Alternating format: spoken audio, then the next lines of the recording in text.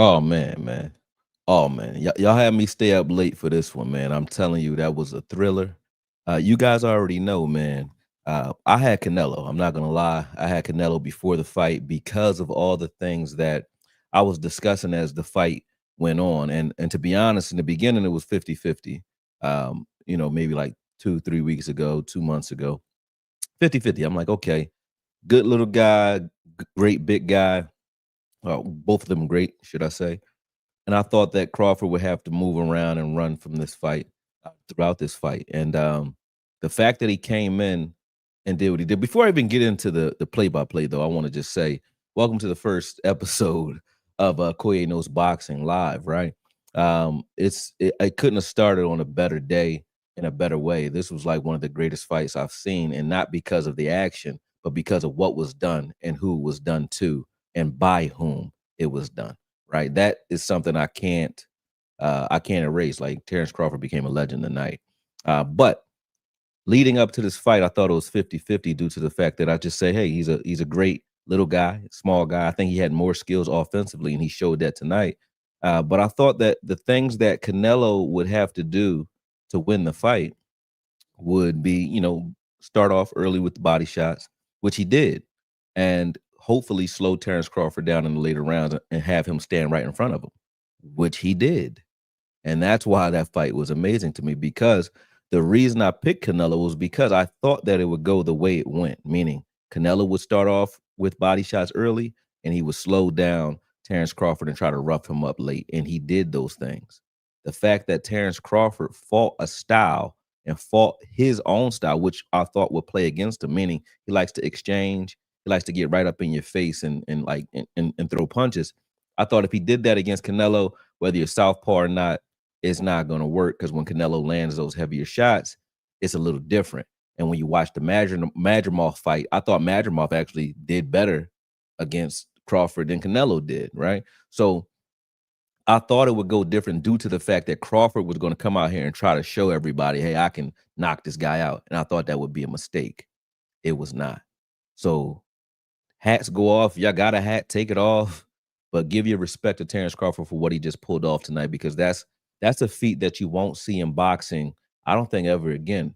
I mean, you had guys jump up and wait, like Sugar Ray Leonard versus I think his name was Londa or Londi. I forgot the guy's name, but he jumped up to light heavyweight and knocked this guy out. But he wasn't the caliber of a Canelo Alvarez. So for Terence Crawford to go up and wait, never really fighting a great fighter. He fought a bunch of good guys, but never fought a guy that I would say was great, because even the Errol Spence fight, I thought he had that in the bag years before it happened. You guys can see the breakdowns on my Koye Media channel. Those of you who are over at Koye Media, make sure you follow Creshman Media as well, because this is where Koye Knows Boxing will be. So make sure you follow this channel. The reason I'm going live on both channels right now is so that you guys can bleed over and start to follow this channel as well. But just understand, like, the things that I saw tonight, I'm going to break down round by round what happened and why it happened. And I'm shocked, man. I'm not even holding you. I'm really shocked right now, man. Because I just didn't think it was going to go that way. I thought it would be an exciting fight, which it was. I had it 7-5 Crawford. I think Crawford turned it up in like round 9. He just started going off. But what shocked me was the fact that he was able to stand still right in front of Canelo and throw pity pat shots, just showing like he was comfortable. He was comfortable. He was comfortable. Uh, he said, put the link in the description. I shall. Hold on one second. Um, Hold on. I'll get the link for you. I'll have the producer throw the link in there for you. But we'll add that, and I'll keep adding as I get moderators on this channel. We'll have them do that as well. Let me give some shout outs to everybody that I do recognize. Ty Church, what's up, man? Damn, y'all in here, man. Y'all showing some love in here too. Get right or get left. I like that name, man. Shout out to you. What's up? Terence Bosley, what's good? Ghost, what's good? Christopher, Bryce Lynch, Anthony Carrier, Marcus Montgomery. How y'all doing, man? He said Bud took belt to ass. Some young boy just said that to me after he beat my ass in Madden, man. He was at my house for my daughter's party with my ass in Madden. He said, I'm putting belt to ass. I felt disrespected. Hurt my feelings. We know this is your sport. Yeah, it's definitely my sport, but shit, I definitely was wrong tonight. I lost like $150 a night. I thought Terence Crawford was gonna be like a late round stoppage or a split decision loss. I only had Canelo winning 3 rounds. Crawford dominated. I had Canelo win 5. I thought that they were competitive. Like when you look at the beginning of the fight, I thought the first round was close enough. And you guys got to realize, like, when you're watching as a fan, and I'm not trying to take anything away from any of the fans. Like I don't like when people talk as elitist when it comes to anything or any sport, because you guys have a mind just like anybody else, right? But when you're watching a guy that you like, when you're a fan of a certain guy, there's confirmation bias, even from me, because when I'm watching my guy, I only see the damage that he's doing to the other guy. I'm not really watching what the other guy's doing to my guy, right? So I watched in the first round. I thought that Canelo came out and was landing good body shots. Crawford didn't really land anything substantial in the first round, but Canelo did. But it was to the body, and people don't give those punches enough credit, in my opinion. But I watched the reactions of Terence Crawford when he was hit to the body, and I thought that Canelo did a good job in the first round. I think the second and the third round Crawford took, and that's how I was scoring it. So by round 4, it was 3-1, 3-1 Crawford at the end of round 4, in my opinion. Um, and then I think round 5, Canelo took that round. So I had it 3-2, and then we went from there. But when you break down what Crawford did in those early rounds, I thought that he did what we thought he would do, like early on, moving around, using the ring, taking angles. I think that coming out as a southpaw initially, he did that in his last 2 fights. In his biggest fights, he didn't play around as a conventional fighter at all. And that's because when you watch Terence Crawford, I don't know why he hasn't fought as a true southpaw for most of his career, because when you watch him, historically, I've broken him down in the past, right? Where I broke down his fight against Kell Brook.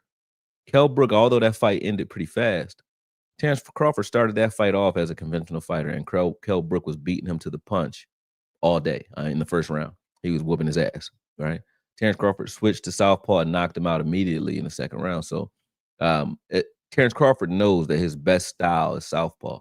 When you watched him versus Errol Spence, he came out initially as a southpaw. He didn't play around, and he did the same thing with Canelo because he needed that angle advantage. Because Canelo, I think, if he would have fought in spurts as a conventional fighter, those rounds would have been closer and easier for Canelo to deal with because he wouldn't have had the angle advantage. So hat goes off to him. That's not an excuse at all. That's just good strategy on Terence Crawford's part to know that I can't come out here and fight my true style. I can't fight conventional against this guy. I need the angle advantage. I need every advantage I can get. And to be quite honest, he deserves that because the reason I give Terence Crawford, the utmost respect and credit for this fight is because of what he did before the fight. It had nothing to do with the fight. I give him respect for asking for the fight. That's one. Asking for the fight and not bitching and excuse my French. I don't want to curse on this show, but asking for the fight and not complaining about catch weights, about rehydration clauses, any of that stuff. He wanted to fight the man as his true self. And that's why the precedents that he just set and what Turkey Al Sheikh has said as well with Riyadh season, the precedent that they're setting is like you're going to get the utmost energy and the best fights out there because they're fighting with honor. Like that's honor. Like a lot of fighters don't care about honor; they care about what they can put on the contract. And Terence Crawford could have done that and could have gotten some sort of leeway with that. But I think the reason Canelo takes this fight is because Terence Crawford said, "Hey, listen, I'm not trying to take anything from you. I want to fight you as yourself, as your true self."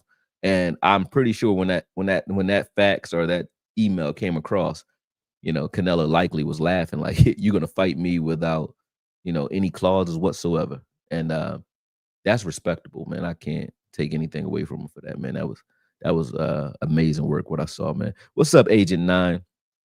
Give some more people some shout outs. Um, Donnie Lalonda. Yep, that was his name. That was the guy Sugar Ray Leonard knocked out.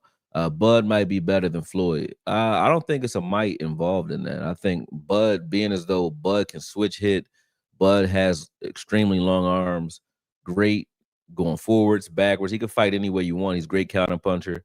He can fight in the Philly shell if he wants to.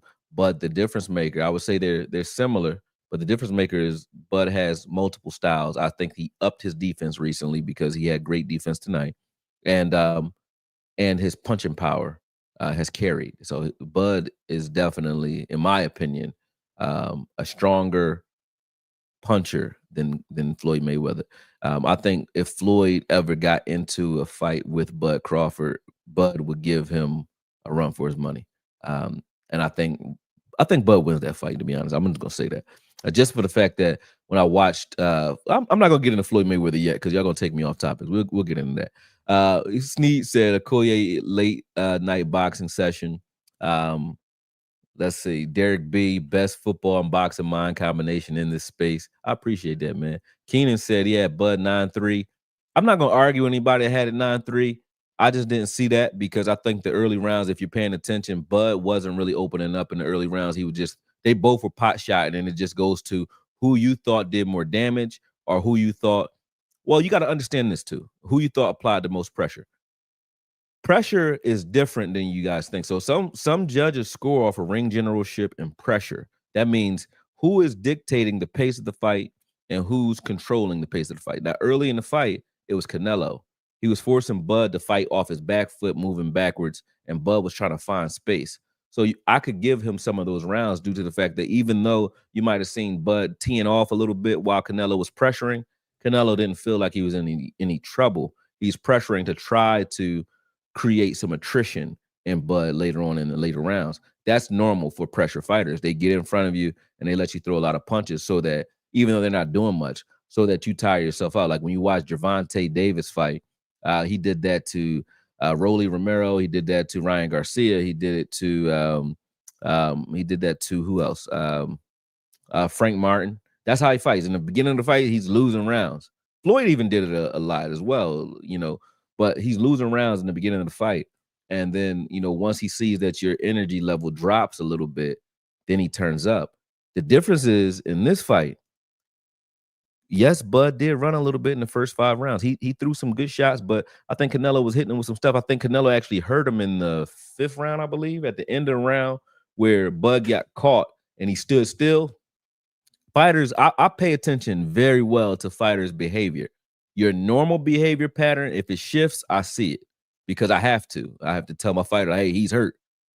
When he caught Bud at the end of that round, now Bud is a different kind of animal. He's a guy that got shot in the head and drove himself to the hospital, right? So he's the type that if you hurt him, you better kill him, right? So at the end of the 5th round, I think it was the 4th or 5th round, Bud got hurt. He was hurt. He stood still for maybe 10 seconds, maybe 5 seconds. It seemed like 10. But he stood still and smiled, but he didn't want to walk after that right hand that Canelo landed.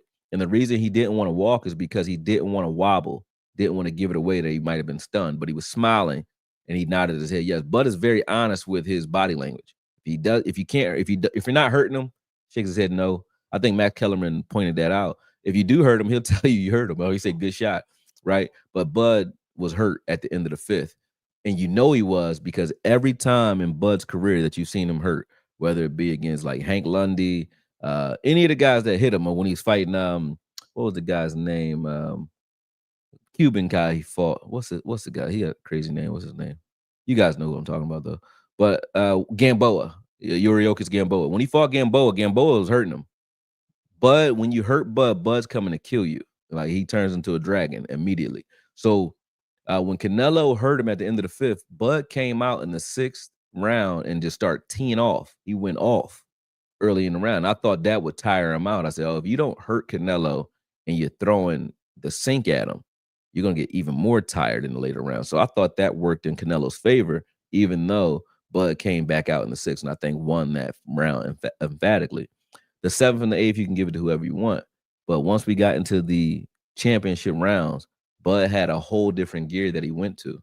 And that is what we saw against him and Sean Porter and beyond. So to me, to be able to carry your style up to a higher weight, 20 pounds, your senior, or maybe 14, but if you count him as a junior middleweight, I don't think he really was ever 154.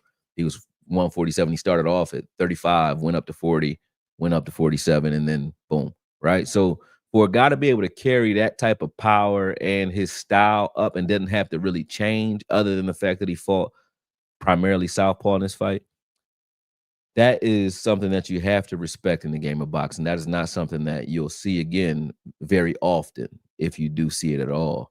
To even want to take that type of risk, you got guys that don't even want to fight each other because they don't want to lose their O. They don't want to look bad.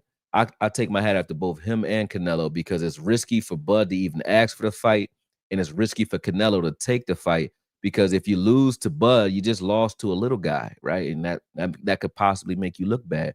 Canelo took the fight anyway. So I give him his respect as well. And the way he fought, because he was taking some punishment and just kept coming forward, kept doing what he needed to do. But Canelo's footwork in the end was his Achilles. It's a lot of you kind of pouring in here. So before I get on with the rest of the fight, what we can do is my producer, he's gonna jump on, he's gonna ask, and we're gonna have a conversation as well. But what I'm gonna do now is go through your comments and say what's up to everybody that's in here. Remember, I don't got my glasses on, so if I'm squinting, it's because I can't see. It's not because I can't read. um, uh, what's it? Kamik Ozzy, salute Okoye. I can't say I'm surprised, but I'm surprised how great Bud looked at 168. Credit to him.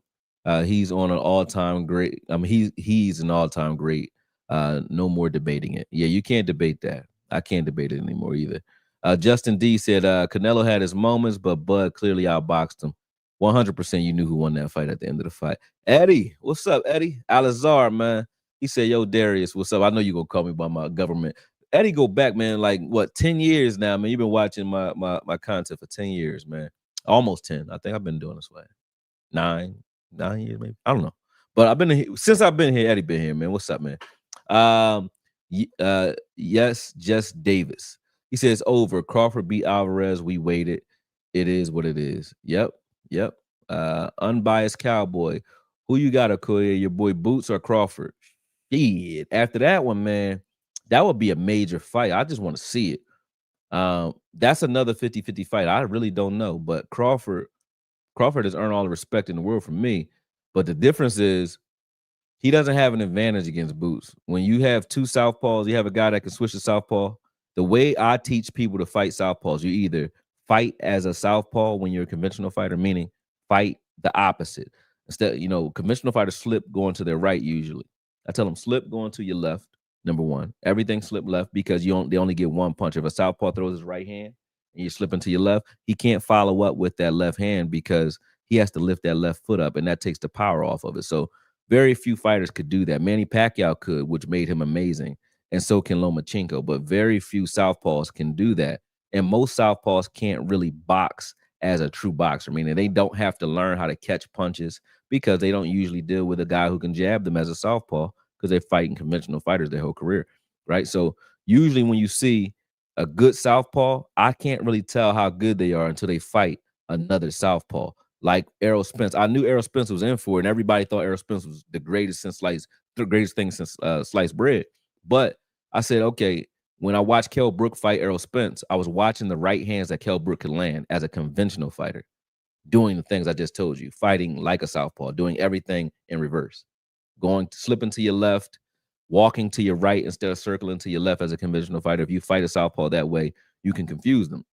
Or if you can just fight as a southpaw like Bud can, right? That's why Spence really didn't have the advantage he thought he has, because Spence fights like a Mexican, which is pressure fighting coming forward, which is dangerous when you're fighting conventional fighters. But when you're fighting another southpaw, if he has a good jab and he's used to pressure, you really ain't that special, right? So I say all that to say the angle advantage that Bud goes to when he switches to southpaw, it doesn't matter what style he fights in. If he fights conventional, Boots can go there with you, and he has multiple styles within his conventional style as well.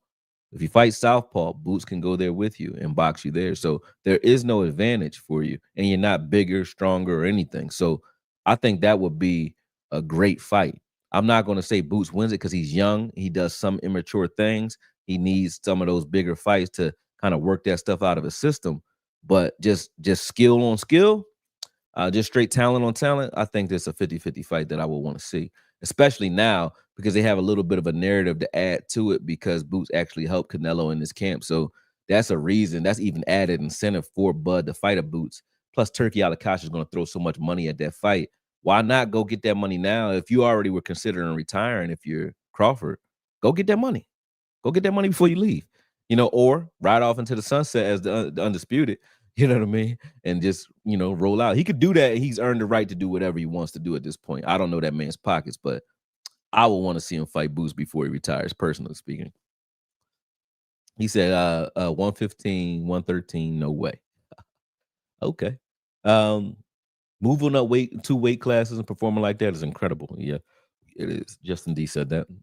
CEO Sports. Shout out to my guy Koy for his debut episode. You can find the link for the new page on my homepage. Yes, sir. Axel Foley. I like that name. He said, add a head to Mount Rushmore. Oh, yeah. Crawford can do what he wants when it comes to the boxing game right now, man. He took, and he knew this, though, because Errol Spence was, we thought he was an asterisk because of the car accident. Everybody thinks that. Nobody says it, but everybody kind of thought that Errol Spence was not himself. I happen to think that he would have lost even if he was himself. So I didn't take anything away from Crawford for that fight, but I knew the fans would, right? Crawford knew that too. So for him to go up and fight Canelo, the reason I would see him doing something like that is because all of the opponents that he's had, and he has 41 fights, but all of his opponents have been, and that's because of the way Top Rank moves their fighters. That's just the way they do. They protect their fighters, right? And so that's not his fault. But Top Rank and PBC were in a cold war for so long that Terence Crawford didn't get to fight a lot of the guys that were on PBC because Bob Arum wasn't going to deal with Al Heyman. He's just not going to do it. Right now they might because Turkey Alakash is, Al-Sheikh, has control over everybody because he has unlimited purse string. But Bud needed a fight of this magnitude to make up for the lack of greatness in his opponents. He did that in one fight.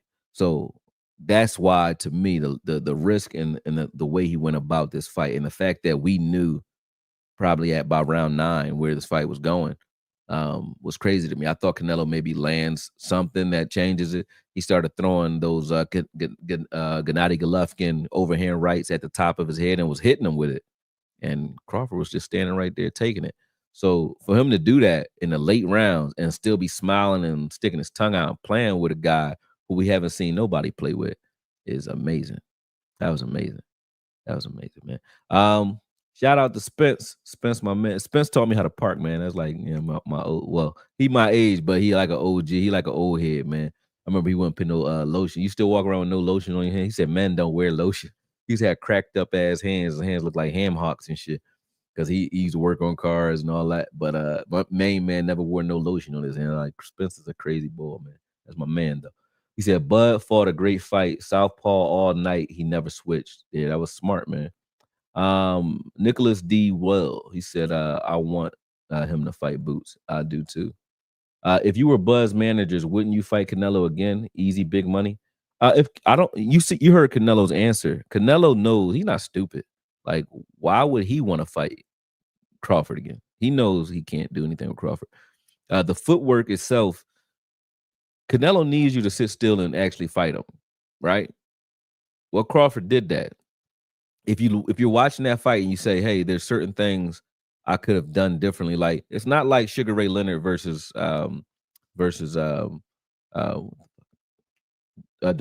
right? Roberto Duran. Sorry about that.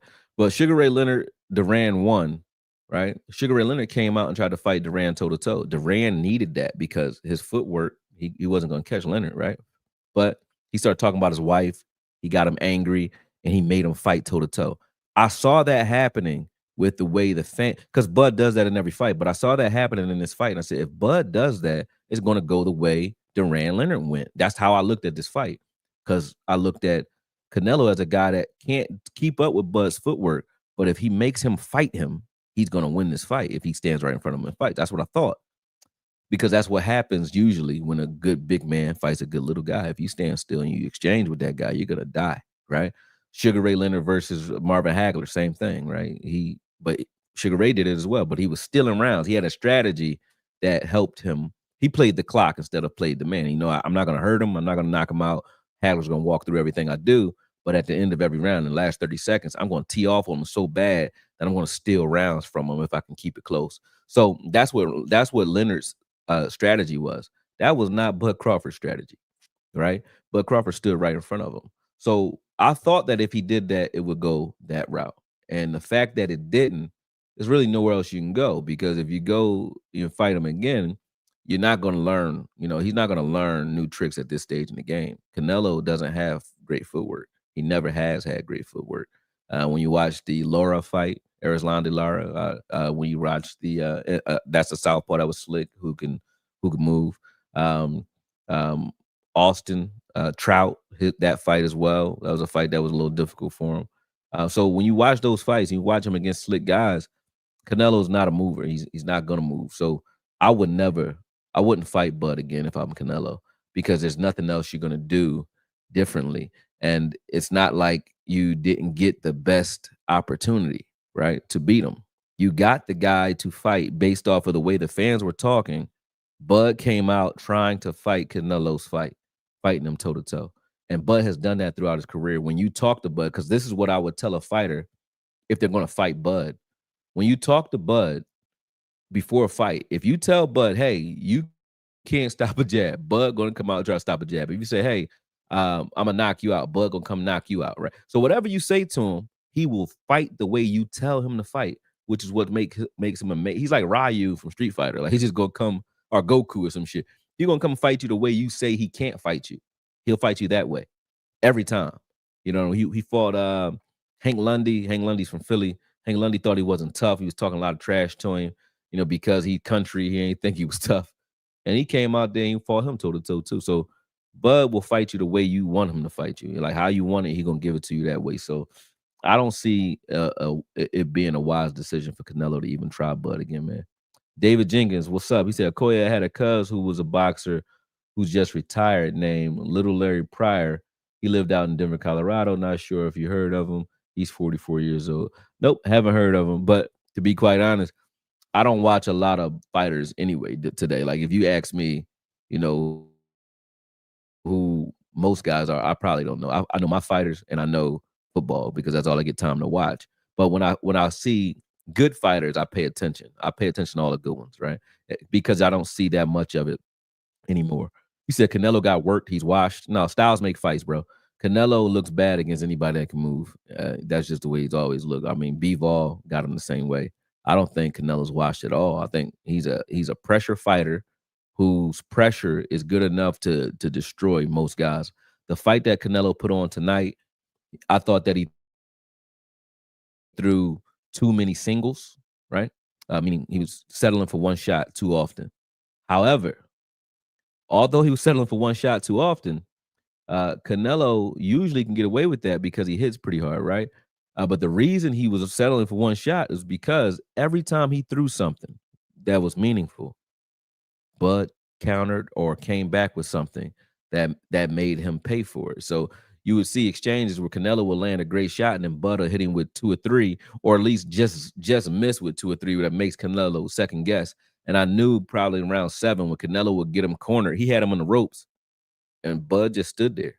Canelo just fainted at him, but didn't do anything like 3-4 times. I said, oh, Canelo's gun shy. And it's not gun shy because he's scared. It's just he respects the fact that he knows once I open up, Bud is going to interrupt my pattern with something. And I teach fighters to do that too. But Bud interrupted his combinations almost every time. He would let him engage, and then Bud would start his combination mid Canelo's combination. So Canelo really couldn't get off more than 1 or 2 shots anyway. So there is no style that I can see Canelo jump into because he fought his fight and lost. And Canelo knows that he fought the right fight. Canelo fought the fight that you would tell a guy to fight. Bud fought the wrong fight. This is, you might think I'm tripping when I say this. Nope. I mean, other than Bud, I wouldn't tell Bud to fight the fight that he fought. Meaning, don't stand toe to toe with Canelo and you win this fight. He did that. I would tell Canelo, come out early, throw body shots, slow the guy down and get him to stand toe to toe with you so you can win this fight. He did that. And when he did that, he still got the better of those exchanges. Crawford did. So where do you go? What other strategy do you tell him? You know, you tell him fight from the outside. He can't do that. Use better footwork. He ain't got none. He's an old dog. You ain't gonna teach him no new tricks. I just say stay away from him, man. Stay away from him. All right, let me see what else y'all saying up here. Uh, he said, "Okoye, you're talking boxing, so I'm going back to bed." Sadiqa, what's up? I don't know how you got it on. You got the alerts on where you Sadiqa gonna find me one way or the other, huh? I appreciate it. That's one of my moderators. She cool, man. Christopher, country black men are the baddest men on the planet. I'm a country black man, I guess. My whole family from the country, but I was raised in Philly, but we from Texas. So I guess you got a point. You got a point. We some tough ass people too, man. My cousin got shot twice in the head, in the back of the head, and then a month later he was jogging. I said, yeah, with no neurological damage, none of that. It took himself to the hospital like Bud too, and all. But matter of fact, two of my cousins got shot in the head, and they both living and fine. Like you would never think they got shot in the head. So I do think that we some tough SOBs. That's for damn sure. Country bumpkins, man, they tough. Kept him in the center of the ring and beat his ass. He damn sure did. That was Jemon Webb. Hold on, let me see what else y'all saying in here. Sneed said Canelo was like, man, I'm solidified. I got the bag and went all out. Peace. Yep. Canelo, he don't got nothing to feel bad about. You lost to a pound for pound great, and y'all was fighting for a pound for pound greatness. And I think Canelo, he saw who was better, and I think Bud deserves all the respect in the world. I wouldn't stay at 68 though, but he deserves all the respect in the world. He said, Eddie said, back in the day, bro, still listening to you. You the GOAT, bro. I appreciate that. I almost shed a tear, man. Spence said, Bud fought a great. Oh, I read that. Volta, Bud's win is bigger than Bivol and Mayweather's. Oh, yeah, that's for sure. That's for sure. Canelo dang near gave up in the 11th round, pouting internally. Yeah, because he knew you already down, and the guy ain't slowing down in his footwork. Bud just dancing on you, man. So when you see a guy, I didn't think his legs would stay that fresh. But let me tell you why I picked Canelo, right? And this is what happened. And this is what I thought would help. Boots. I respect the hell out of Boots, right? And I watch him damage a lot of guys. When I watched him go into camp with Canelo, I said, well, even if he whoops Canelo's ass in camp, Canelo's not going to be surprised by what Crawford can offer. So he at least can be better prepared for. He knows I got to come in here better prepared for whatever Crawford's going to give me, right? So since that's the case, I was like, okay, well, it was a 50-50 fight before Boots entered the camp to me. Once Boots entered camp, I said, well, that kind of tilts it in Canelo's favor. So that's why I thought that Canelo would edge it out. That's number one. But two is like this, right? When you look at what Canelo is as a fighter and what Crawford is, I mean, I just looked at him as a guy who's smaller, moves around a lot, but wants to fight going forward, and usually is the stronger guy in the ring, right? I just didn't think that the strength that Crawford has would carry, right, up to 68. Although I knew the reason it was a 50-50 fight in the beginning, I knew that Crawford has a wrestling background. He's stronger than his size would create an assumption for, or would dictate or indicate. And I just felt like Crawford was, a guy that, people were going to look at as a smaller guy. But when you even watch this fight, Crawford wasn't much smaller, if he was smaller at all, because you never know what their walk around weights are. Like Roberto Duran used to walk around at 185 and fight at 47 and 35. Oscar De La Hoya did too. So, you got Hurd, was Jarrett Hurd, who walks around like 210, gets down to 154. You know what I'm saying? So, or 200 gets down to 154. So you got guys who just have an ability, to get down and weight. You know what I mean? Some like even David Benavidez used to be a big chubby kid. Now he's at 160.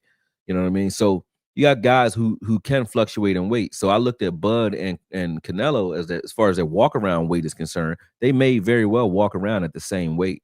I just thought that Bud being less muscular and less compact is just better at getting down in weight than Canelo is. But that doesn't mean they're naturally different in size. I thought Bud didn't have as much of a size disadvantage as people thought, which is why it was 50-50 until Boots came to camp.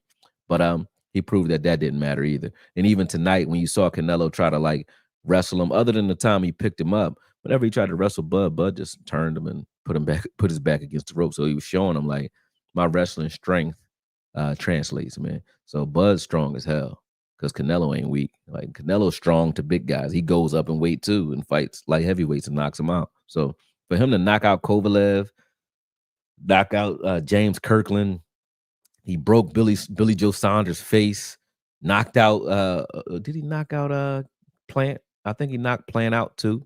But he's just knocking guys out, man. Like Canelo will break your face. But so for him to fight a smaller guy and not be able to hurt Bud, that shows where Bud's chin really is. Who else? We said Alex Foley. He said if you were I read that. He said Crawford is 38. He's top 3 ever. Yeah, Crawford, an old man. Now I'm 42, so yeah, he old. He said, "Wait, we play at 12 tomorrow." Damn, he going to sleep. Outlaw comedian. He said, "I think Canelo was too focused on trying to damage the body, kind of made him a one-trick pony. He couldn't find anything but the body. When he was swinging at the head, Bud was gone." I think, yeah, I read that. Koye, got you, fam. Spence, Canelo needs his opponent to cooperate. Yeah, he needs you to stand and fight him. He wants to fight. Isn't Canelo a counter fighter? Um, Yes and no. It depends. If you're a pressure fighter, like if you are the puncher, like Gennady Golovkin, yeah, he's a counter puncher now because he's the quicker guy, smaller guy. If Canelo's smaller than you, he's a counter puncher. If Canelo is, if your style indicates that he needs to pressure you, he's a pressure fighter. He fights like a Mexican. He's coming forward. That doesn't mean he's not countering though, but he sets up his counters like by tricking you. So that left hand to the body, I said, and he did it and it didn't work. That's why I say he did everything right. That left hand to the body that he was throwing, you can watch. When you guys rewatch the fight, watch the first round, and when you watch a fighter, right, if they get hit in the body, if you see their hands suddenly go down, not like immediately, they'll do it like a couple minutes later. They'll do a little shuffle, or they'll change the angle where now that same shot won't work. If they put their elbow down at their weight, you know that it hurt. And he did that to Crawford, and Crawford put his elbow immediately back, his jab hand. He went from being out in front to here, right? When I saw that, I said that body shot hurt, but it just didn't look like it because that's a boxing language, right? You can see it in the body language, but you might not think so because obviously they don't grimace unless it's extremely painful because you don't want to give your opponent any motivation. But when he hit him with that body shot, I said, if he keeps doing that, so the reason he kept throwing those singles to the body is because that's a trick for fighting a southpaw. Because a southpaw brings his liver, because he's a southpaw, his liver is closer to you. So if you lead with a left hook to the body against a southpaw, you have a better chance of getting that liver shot in than you do against a conventional fighter who takes his liver away from you. Southpaw brings it straight to you. So instead of trying to start with a jab to the head and try to work your way into that left hand to the body, you just lead with it. So you come in, let's just imagine this is the guy's right hand. You come in and you check that right hand, which is the southpaw's lead hand, and you just shoot that left hook to the body right up under his arm over and over again because they'll slowly bring that down. When they start bringing it down, you feint it and you come up top with your left hook. Canelo did that, and it worked. Didn't hurt him at all. Crawford just kept shaking his head, no, like, no. I'm like, damn, that was crazy to me. When you look at that right hand, Canelo was stepping through. So some fighters just pivot with their right hand and they don't get distance on it because they're pivoting. Canelo was stepping through with his right hand. He was missing early, but I said if he lands any of those right hands that he's stepping straight through with, Crawford's in trouble. And he did land one at the end of the 5th round and he knocked the shit out of Crawford. Crawford didn't let him land too many of those, but he landed it and he still was there. So I saw Crawford take his best shots or some of his best shots and still was not the worst for wear. So I can't say that Canelo did anything wrong. And he did counterpunch in the fight, but he set up his counters by he has a progressive offense, so it looks like a counter, but it's really not. He sets you up because he's anticipating. So he might throw something that forces you to throw a punch, and then he's coming off of that. So I don't think he's a straight up traditional counter puncher like a James Toney or like a Floyd Mayweather. He's a guy that kind of knows the rhythm. So if he gets you in the rhythm, I jab you. I know I'm a half step back. You're gonna throw something on my jab, and I got you. He's that type of counter puncher, not a pure counter puncher. And bro wouldn't swing. That's not prime Canelo. He wouldn't swing because he didn't. I mean, you know why he wouldn't swing. He wouldn't swing because every time he swung, he got hurt. Duncan Dotson, you looking forward to the Abdullah Mason fight? Who's he fighting? I like Abdullah Mason though. He was a guy I used to work with Rick Ross, the real Rick Ross, not the rapper. But he was trying to sign Abdullah Mason and his brothers when they were like they just asked for it. They this is 2020. They wanted a van and just money to move around. So I'm glad that he's progressing. I've been following his career since then, but they just wanted a van and money to move around and get fights, man. That's all they wanted. But I evaluate fighters I used to evaluate fighters for Rick Ross and those guys. Until Boots knocked one of them out.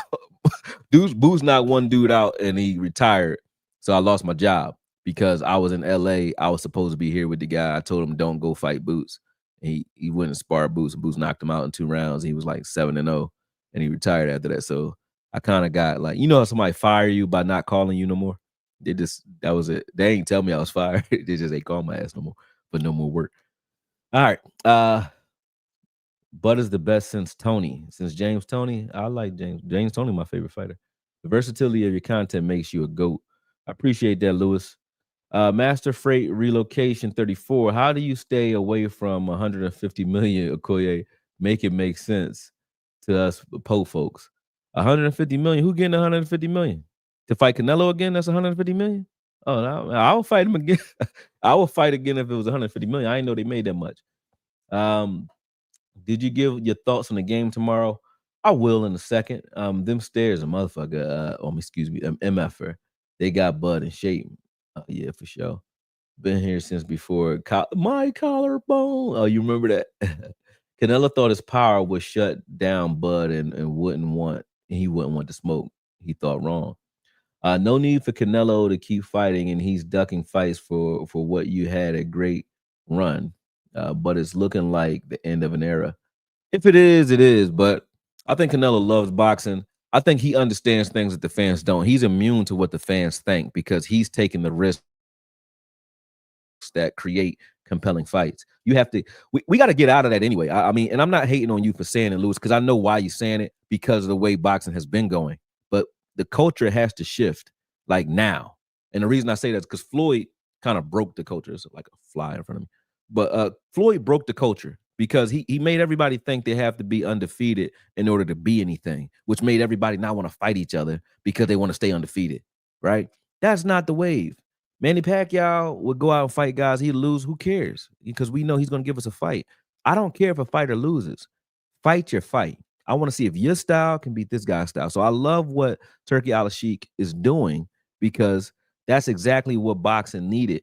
And when I throw fights here, it's the same way. It's like, no, man, I want to see compelling fights. I don't care for, guys who are padding their stats fighting guys that they know they can beat. Yes, matchmaking is important. Yes, you should protect your fighter to get him to a certain level, a certain pedigree. But when you do it to a point or to a fault where these guys are now icing each other out and you got 4 different belts and you got guys who can go an entire career and never fight the guy right next to him or the other lineal champ. They don't look to unify. That's BS to me in the sport. And the reason it's that way is because they're so scared that if they lose, everybody's gonna start watching. That's because everybody thinks that way. You can't think that way. You can't think that way. Fighters fight. And if you watch fighters in the gym, you watch them spar, you would know. Like they lose in sparring. Some of the greatest lose in sparring all the time. That's part of the game. You're gonna get rocked. But when you're so afraid to get rocked, not only are you not gonna get the best fighter, because he's going to come out gun shy because he's afraid that if I get caught by this lesser fighter, I'm done. I'm finished. But not only is he going to do that, you're not going to get the best of him, but he's not going to come out and fight the best people or best fighters because he knows that if he loses to certain guys, you guys will turn your back on him, right? I come from an era where Lennox Lewis, he lost to Oliver McCall. Oliver McCall came out crying, and he had Emmanuel Stewart, which is a legend. He's the trainer that I model myself after. But Emmanuel Stewart in his corner, and Emmanuel Stewart told Oliver McCall exactly what to do to beat Lennox Lewis, and he knocked him out, right? No, next fight, Lennox Lewis was with Emmanuel Stewart. Emmanuel Stewart Lennox Lewis knocked out Oliver McCall, right? It was McCall, right? I think his name was McCall. But he knocked him out. The very next fight, he fought him again, knocked him out. Same thing with Rockman. Rockman knocked Lennox Lewis right out. People turning back on him? No, because that was what boxing was. And he came back and knocked him out. You know what I'm saying? That's what makes boxing exciting. You gotta go at it like that. And you gotta tilt your hat to anybody who's willing to do that. Y'all ain't never been, a lot of people haven't been punched in the face. That's why they think that when you lose a fight, you've lost some sort of grace. You haven't. Why you think fighters become best friends after you saw Lennox and Rockman at this fight chilling with each other? But why you think fighters become good friends after they fight each other? Because they are learning each other at a whole different level than the fans who are watching. There's a whole different thing going on there because they know what it took for them to push themselves to the bell in those fights. So you got to give your respect to these fighters for even fighting in the first place and stop disrespecting them for losing, because to lose fighting your fight, there's no loss in that. My trainer, who's dead now, Sharav, used to say, the best you can do is the best you can do. And the best you can do is always good enough. Meaning, if you go out and you fight and you did your best, you know you did your best, and you lose, it's cool. Don't be mad at that. When you go out and you know you was bullshitting, oh, excuse my French, and when you go out and you know you were BSing and you weren't doing your best, that's the only time you should feel away. You know what I'm saying? Other than that, it don't matter. That's the way it worked, man. So I think that Canelo is fine. If he chooses to fight on, he deserves that right to do it. He's reserved that right to do it. So I don't have a problem with that. Is he past his prime? Of course he is. I mean, so is Bud Crawford. But did it matter an hour ago, 2 hours ago that he was past his prime? No. So he just now suddenly is worthless overnight because he lost. You know what I mean? Because the dopamine that we wanted from seeing him win is not evident at this point. Now he's worthless, right? You can't do that. Can't do that. And a lot of people do, but you got to stop. Does Canelo need a jab if power isn't working? Um, so I heard Max Kellerman saying this, and Max Kellerman is right but wrong, right? I understand just fundamentally, yes, you want to close distance by doubling up your jab or close distance with your jab.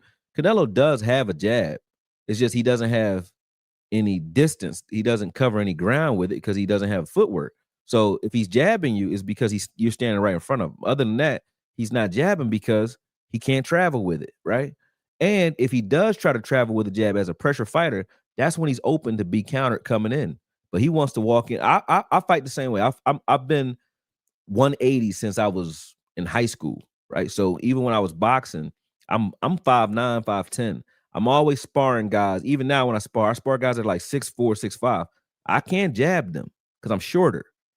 I have to come in behind my shield. I have to use a lot of head movement, and I have to make sure that when I'm coming forward, my hands are high. So it's harder for me to jab a guy that's taller than me. Now I can travel and jab him, but if he comes over the top of that with a right hand, I'm walking into his power. So pressure fighters that are shorter and compact usually jab a little bit less when they're fighting taller, longer fighters. That's just smart, because if you don't, you're probably gonna get caught coming in. So you usually see a lot of head movement because it makes the taller fighter hesitate on his jab because he doesn't want to get caught with an overhand right. When you watch Layman Brewster versus Vitaly Klitschko, right? Remember he caught him with that overhand right at the temple. That's why, because when you're jabbing at a shorter guy, you're punching down at a guy, and he ducks and throws that overhand over the top. That's a bad joint for you. You know what I'm saying? So you don't want to, as a shorter fighter, you don't want to jab a whole lot. And as a taller fighter, you also don't want to jab a whole lot when they're doing a lot of their head movement because you don't know when they're going to throw. So Canelo was trying to throw the timing of Crawford's jab off. That's number one. But number two, unless you have footwork, you can't jab a southpaw. Your hand is going to cancel out. Your left hand is going to cancel out their right hand. So you guys are going to keep pawing at each other's lead hand. and you're really just trying to get foot position either outside or inside so you can throw punches, right?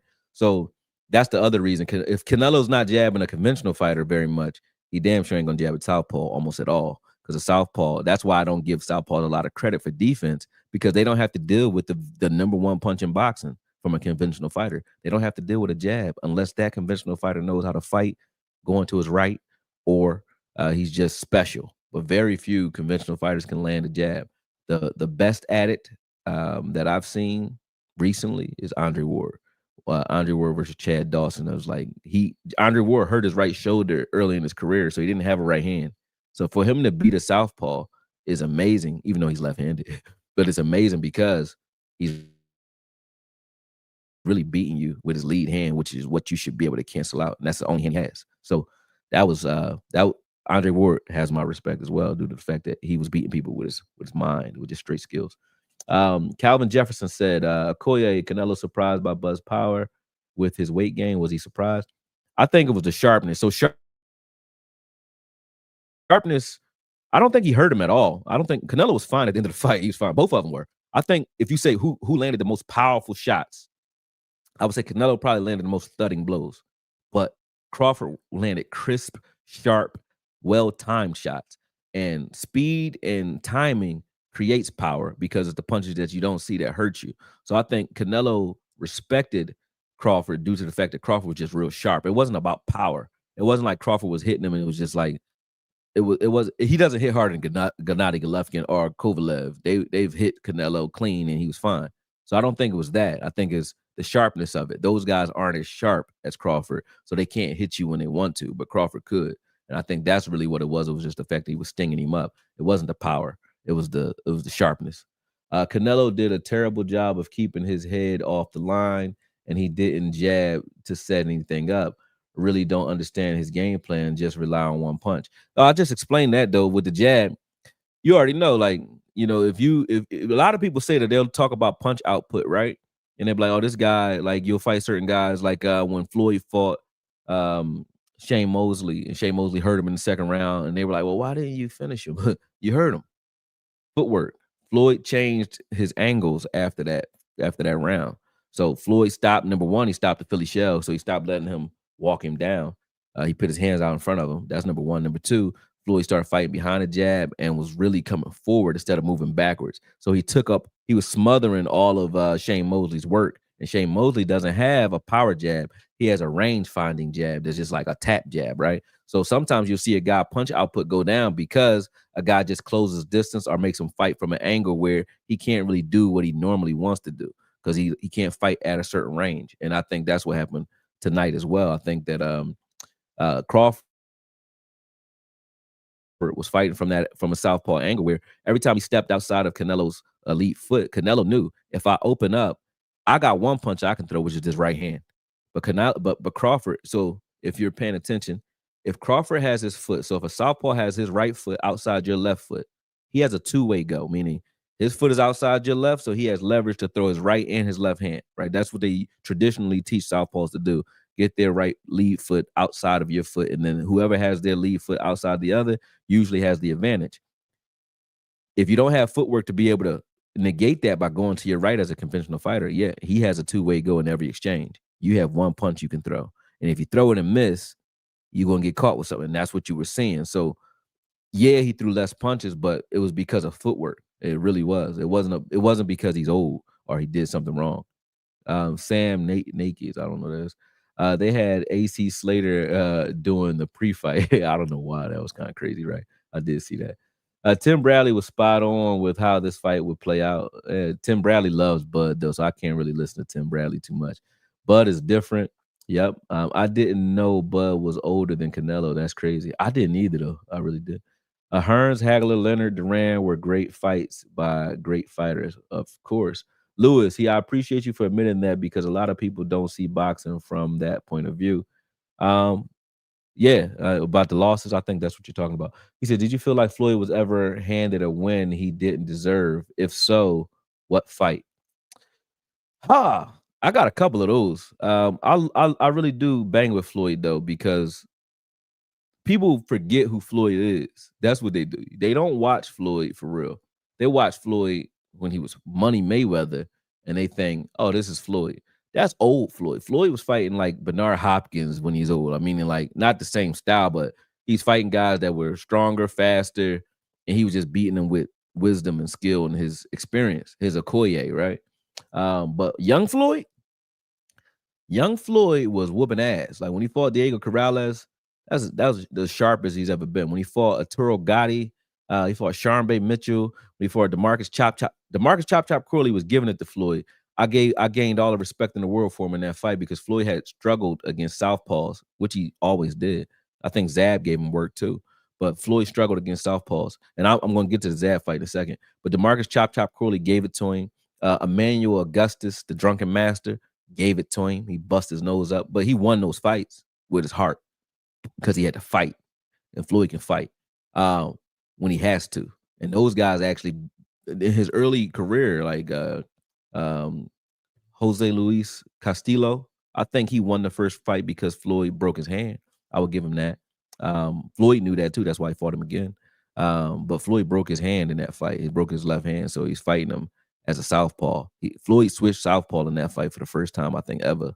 He fought as a southpaw for rounds in that fight because he broke his left hand.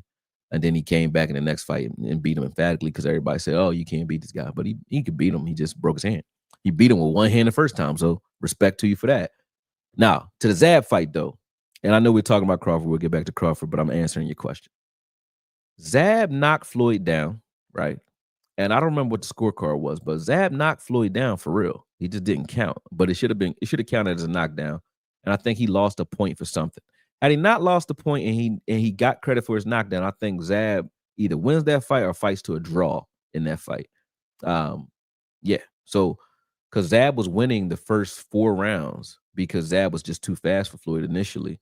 And then Floyd got his timing down and started, working his way back into that fight. But I think if you count the knockdown in the first 4 rounds, Zab's up 5 rounds to none by the end of the 4th round. Get what I'm saying? So that fight, let's just say Zab won 2 of the rounds in the later rounds. After that, he wins that fight. Get what I'm saying? So I would say Zab's fight. You could say you can make an argument for that fight. I think Cotto fought him very well, but he beat Cotto. Yeah. Floyd has fought some good fights. I think those fights, though, the ones I named, are the ones that I saw him in the most trouble. I wouldn't say any of those guys beat him emphatically, but he was in trouble in those fights, a lot of trouble. And that's where those are the fights I gave him his respect for, though, because those weren't easy to win. Let's see who asked that question, so I can get to the next one. He said, "I appreciate it." Oh yeah, that was Lewis. Okay, so Spence said, "When fighting taller, I believe in pumping the jab to the chest and the torso.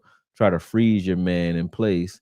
That's how we did it in the old days." Yeah, that's what Tyson's job. Tyson used to throw a jab, but again, to throw a jab at a taller guy, right? You already know you got to be traveling.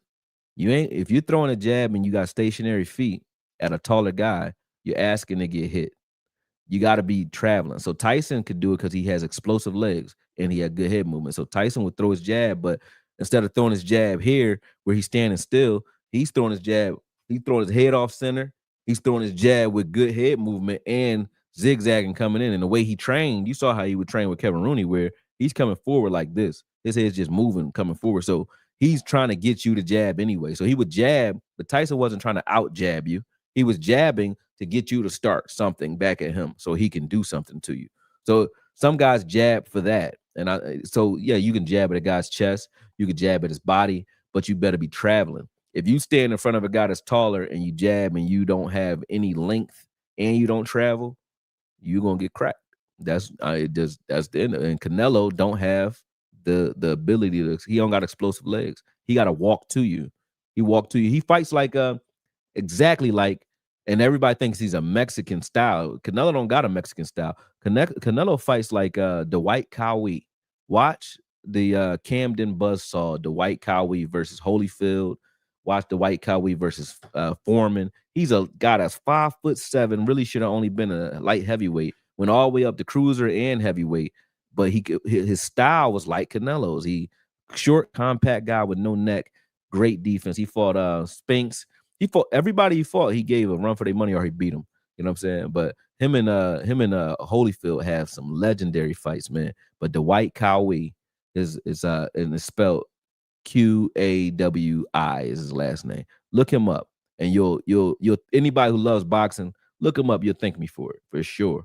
But Dwight Cowie is what Canelo's style resembles the most to me, and that's a black guy who learned how to fight in prison. But Canelo fights just like that. Dwight Cowie ain't got a well, he had a good jab though. But and to your point, Spence, Dwight Cowie was a 5'7" guy that fought guys of 6'4", 6'5", all that, and he was out jabbing guys, but his jab was a well-timed jab, and he could travel a little bit, but he had a good timing with his jab. So his jab was a disruptor, where he would wait for you to engage. You couldn't touch him, so he would get within your range by walking you down, and then he would start jabbing once he's close to you. So him and Holyfield had a great fight. It was just I just loved his style. I loved his style. Bruce Banner, he said, Okoye dropping some gems. Spence said, surprisingly, there was only one head clash. Yeah, that was a surprise. Iceberg Q, he said, what about Marcos Maidana? Marcos Maidana, my man. I love Marcos Maidana. Oh, Marcos Maidana knocked Floyd 2 out, I think. I did like Marcos Maidana fight versus Floyd too. You're right. That was difficult. Muhammad Qawi was a great cruiserweight. Yeah. Yeah. I like Qawi. Let's see what else we got going on in here, man. Now, y'all pretty much done with y'all questions because it's probably like 3 o'clock in the morning. What time is it? Oh, damn, it is 3:15 a.m. That's crazy. This fight got me juiced up, though. I got my adrenaline rushing, man. Let's see. They said who I got? Boots. Who asked me that? Unbiased Cowboy. He said, who you got, Okoye, Boots or Crawford? I think I talked about that earlier, but you guys know what it is. Let's shift because I know you guys were talking about the Giants earlier. I will let you know this. The watch party tomorrow. I don't think I'm going to do the watch party tomorrow because I'm up doing this. So I'll just watch the game, but I don't want to watch it with y'all. I'll do something a little later or Monday after I watch the all 22 film. I'll break that down for y'all because I am tired. I've been up since I almost didn't make this, Chris, because I said I can't miss the first show, but I almost didn't make it because I almost fell asleep on the undercards. But nonetheless, I'm here, man. We've been on for an hour. Unless you guys have other questions, I'm going to go through another quick little synopsis of what happened because a lot of you guys might have not been on here earlier. But basically, what we just watched tonight, just in closing or in summary, is greatness in motion, man. Crawford went out and did, in my opinion, what nobody thought he could do and nobody thought he should have been able to do at that weight class, man, which is take the fight to the bigger man, stand toe to toe, take his punishment, not run, take his punishment and emphatically win the fight. He won that fight more emphatically than Floyd won the fight against him. Montana 808, he said 115, 113 was atrocious. I don't think so. I don't think it was atrocious. Like I said, I had it 7-5. Truly, I wasn't joking about it. Now you could argue that 2 rounds, those 2 rounds that you gave him that I gave him in the early rounds that you gave those to Crawford, cool. But those early rounds, Crawford didn't start dominating until after the 5th.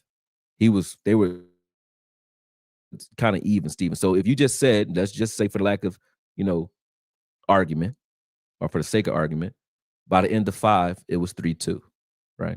That's not a horrible idea, right? It was 3-2 at the end of 5, and he wins, 2 more rounds, 3 more rounds. That's I would give Canelo that.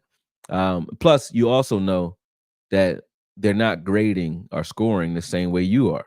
You're scoring based off of you might be scoring based off of who threw the most punches or who seems like they landed the most punches. Whereas judges might be scoring off of ring generalship, like who's controlling the pace, or they're counting body shots, they're counting pain. Some judges go for pain, meaning like you might land 5 more punches than I landed this round, but they didn't mean anything. But I landed a punch that changed your life in this round. You know what I'm saying? I might still win that round to that judge. The other judge might have been grading off of activity, right? So you really don't know. But I'm not pissed off by any of the scores because I thought that it was a competitive fight the entire fight. It wasn't like Canelo wasn't fighting. You know what I mean? He won some rounds. But You could argue about how many. I won't. I mean, some people say 9-3. You know what I mean? I won't argue that. 8-4, 7-5. I'm in there somewhere. You got me ready to put some road work and start training again. Hey man, I'm in the gym right now, so you already know. The show is done in the gym. So let's go, man. I know I started, like I had to start training again because this is the way I look at boxing, man. And I'll say this too. It's late as shit. Excuse my French.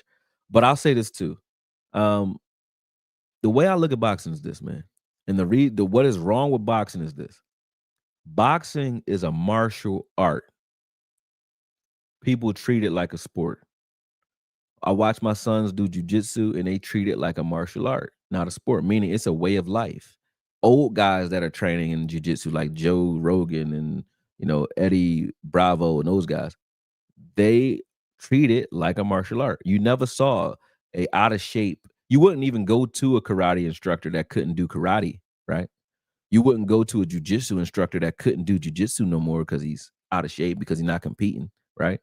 You wouldn't do that. You wouldn't go to a Wing Chun practitioner who can't do Wing Chun no more, right? But in boxing, you'll be sitting in the gym with a guy who either never boxed, that's just a dog fighter. He is a dog trainer, in my opinion. If you never boxed at all, not like I've never been a pro boxer, so and I'm a trainer.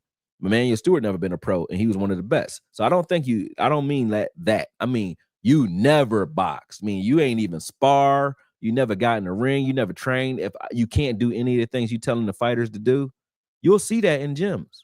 I'm like, that's amazing. How does this happen? Right? That's because they treat boxing like a sport. You think that sports scientists can teach you how to box, and they can't.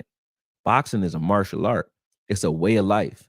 So I want to get back to that. That's why I was saying, Spence, I want to get back to the way it used to be, where your hands should be trained in a certain way. Where if you land punches as a boxer, if a guy is in front of you and you land, you should break everything in him.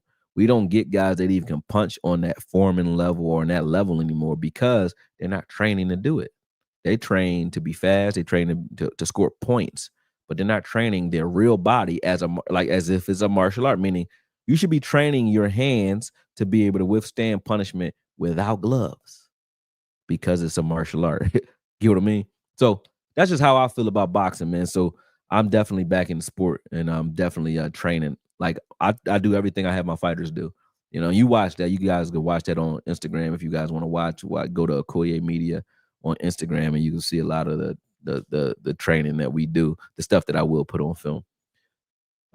Eddie said, "It's late. Take care, brother. I'll catch you next time." Yeah, and I'm on the same page with y'all. But as I said, I wanted to, give you a fair shake on this one. I didn't want to cut it short because it's late, because this is the first episode. But I appreciate everybody for tuning in thus far. And remember, like, we're going to be doing this every Tuesday and Friday, I believe. And it'll be 2 days a week for sure. But every Tuesday and Friday for right now, we'll be on. And I'll start announcing and let you guys know when. But boxing is, if you guys love football content, you'll love boxing content, because boxing is my first love. Football was my brother's first love. Rest in peace, DJ. And I played football my whole life, but that was his thing. I just understand it because my whole family played ball. I love football, but boxing is my first love for sure.